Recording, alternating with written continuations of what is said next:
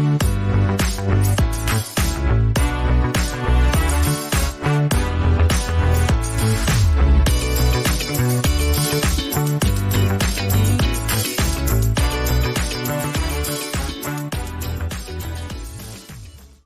there, this is Robert Simon again from Wallboard, and in this short video I would like to talk about the Android devices in general. Android devices are based on an ARM processor, and they are using the Android operating system from Google, and they are mainly produced in China. Therefore, there are a lot of cheap devices. Cheap means a pro because they really cost almost nothing. But on the other hand, what we have discovered is that sometimes their operating system is crap. Crap because, I'm sure that a lot of Chinese producers are stealing the firmwares from each other. They are substituting the chipset on the hood in the background, and sometimes they are so buggy, they are just throwing a lot of, and you take a look at their console. To select a random device from AliExpress or something like that, it is a danger. There are very good quality Android media players, for example, from Giada or Cubic. They cost a little bit more and they are still cheap compared to other Signage media players. The ARM processor is not the strongest one, but you cannot also complain about them. So they are somewhere in the middle range. And about the pros, they are in the $100, $200 range. And if you have to have 200 pieces or 2,000 pieces of media players, I think the Android is going to be one option. The cons is really the quality. What also we learned that you want to order the same media player, you order one for testing it, and you order another one in 3 months later, and you're going to get something different under the hood. Something will be a little bit different, and this is a headache for supporting these devices.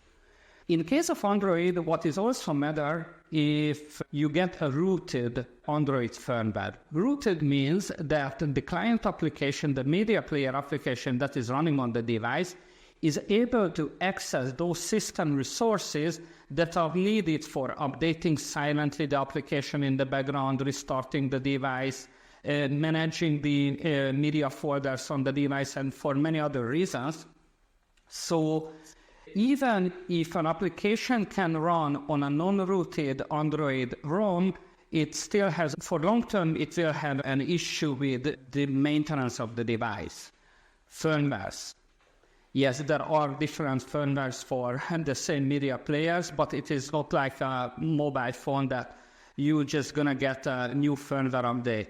What I have learned personally that if a device came out with a firmware, you will never get an update for that one.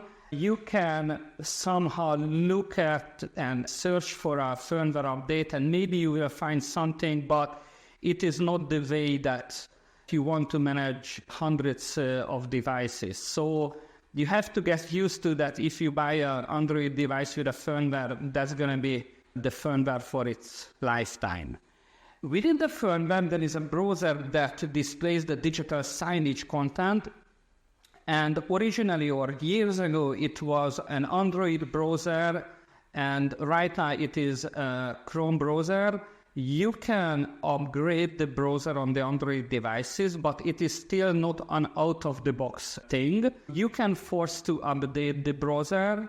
Not easy, and sometimes it is needed, sometimes it is not needed. I mean, if a browser can render a content, then you are fine. But as the time goes on and maybe the CMS creates the content changes, you might need to upgrade the browser or replace the device, and this is always a danger.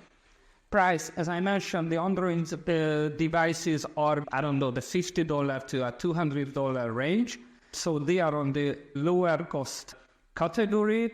But an Android device will be never as powerful as a Windows one. The setup of an Android device is quite easy because you just need to copy an APK, which is an installer file onto the device. You have to start the installer You have to give the permissions to it, and then you can configure it up.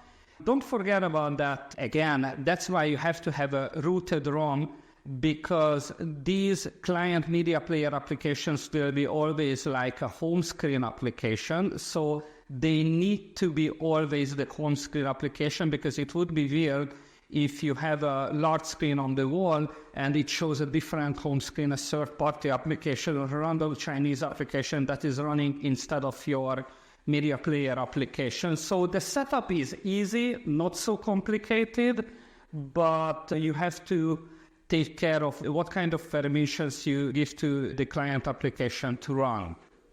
The maintenance of an Android device is a little bit challenging, because in case of older Android devices, you could use the TeamViewer application for remoting into the device, and from your desktop computer you could move the mouse and do things.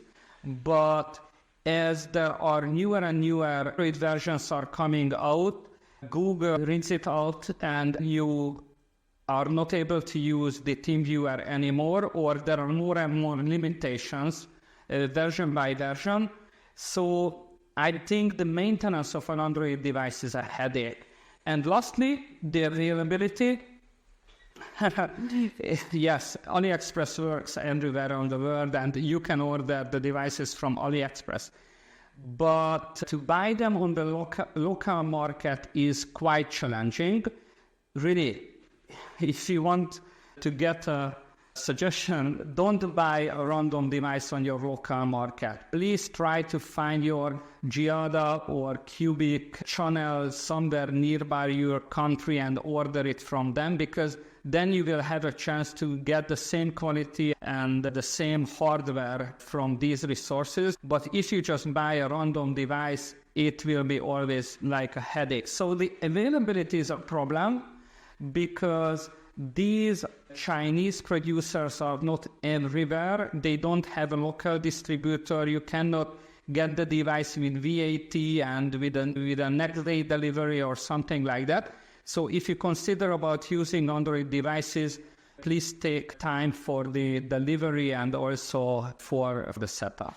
This is what I wanted to talk about regarding the Android devices. See you in the next video.